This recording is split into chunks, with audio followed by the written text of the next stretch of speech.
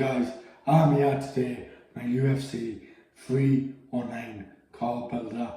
I've done this last year for 295, meant to be Stipe vs Jones. Obviously 309 is looking like it's going to be Stipe vs Jones. It's not confirmed, but it looks like it will be Stipe vs Jones. So I thought, why not, I'll do no card builder.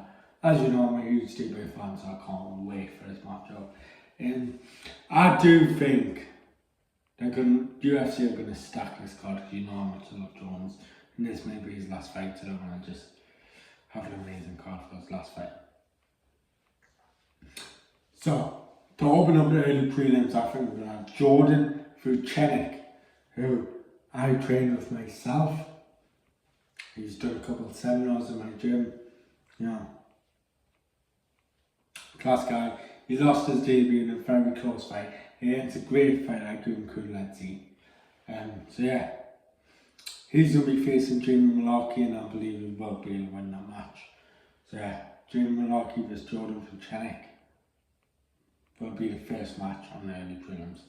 Then we'll have Amanda Ribas vs Casey O'Neill. You have to have a women's fair in there. Amanda Ribas, Casey O'Neill, fairly well known. Chuck them on there. I've kind of done a card order, but a lot like the prelims could be interchangeable because, like, I would not be shocked if you have Ribas and O'Neill a bit higher up, but not. So yeah. Then you have Mick Parkin, and once again came in my gym many times, and Shamil Gaziv, who obviously won his last fight but had terrible performance against Biggie Boy. So yeah. And I think Parker will probably win that as well. So yeah, quite interested for that fight. And then we'll have Clay Guida versus Elvis Benner, which would be an amazing fight.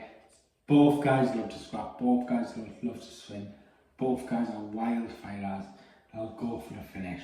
And this is going to be a bloodbath, and I cannot wait. Someone is guaranteed to get knocked out there. So that's a matchup that I pray to make. Then to open up the prelims, I believe it's going to be, this is going to seem crazy, but Conor Solberg versus Johnny Walker. And you're going to have Conor Solberg,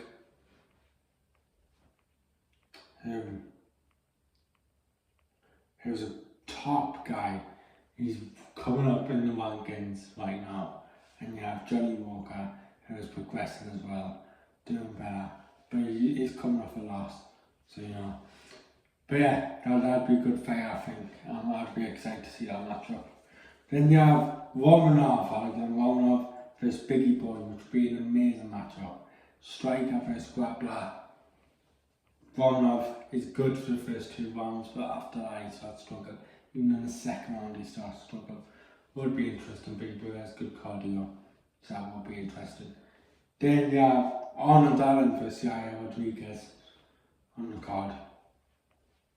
It will be an amazing fight.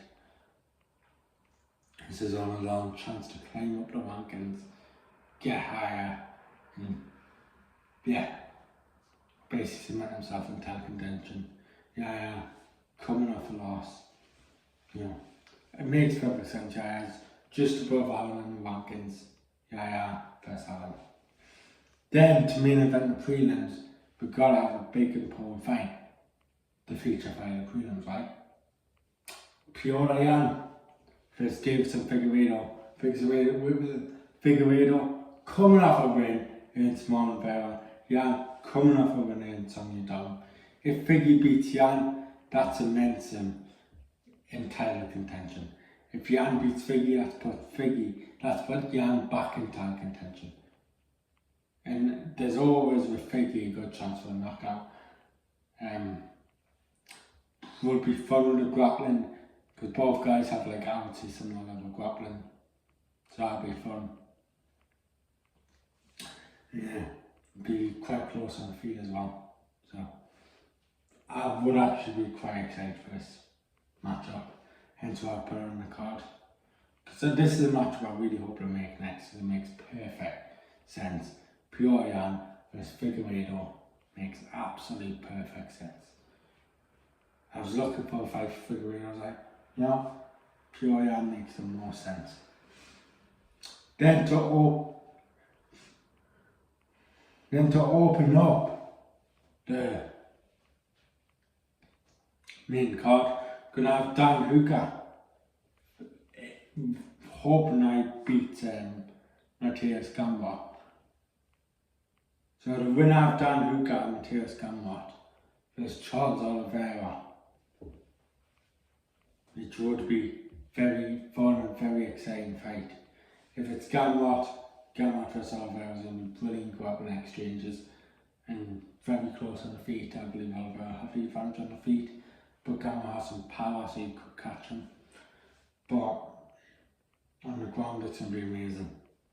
If Dan Hooker wins, on the feet it will be absolutely incredible. On the ground not so much, but on the feet it will be insane and absolutely incredible. So either way I can't wait. Then we have Leon Rocky Edwards. He said after his loss against Bilal he wants to come back towards the end of the year. This is November the 16th. Towards the end of the year. It could mean this or December. I did say November or December. So I've looked at it and November makes sense. And I've looked at a matchup that makes sense. Leon Edwards versus JDM. Leon Edwards versus JDM makes perfect sense. But as strikers, if Leon beats JDM, puts him right back in title contention, probably get another fight for the title. If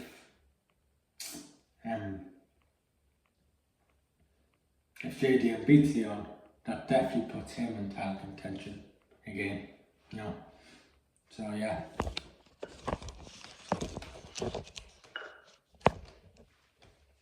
Massive title contention battle there. So yeah. Featured fight evening we have Weili Zhang versus Jan DeWolper. It's a women's fight. You gotta have another women's fight there. You can't just have one. You gotta at least have two. It's not that interesting, but normally when you do 3 title fights, as you probably can tell I'm doing, this is for the strawweight title.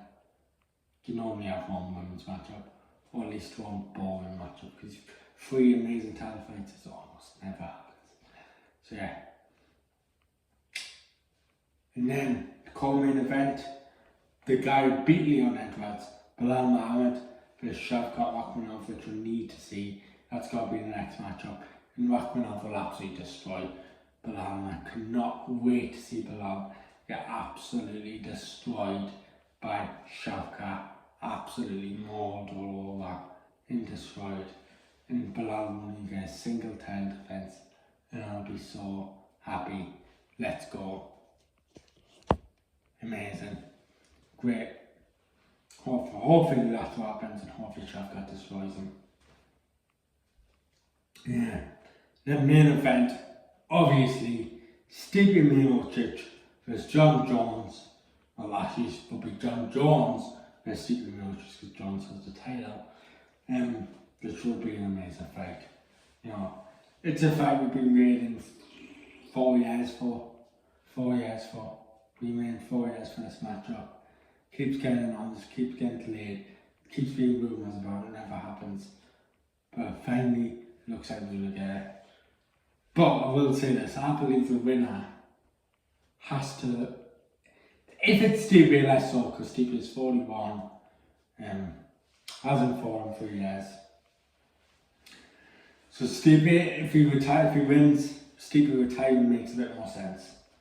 If Jones wins, especially if he wins in emphatic fashion, it makes absolutely no sense for him to retire in terms of a legacy point of view. Because people will just say, oh look Jones, you beat an old man heavyweight and you beat a heavyweight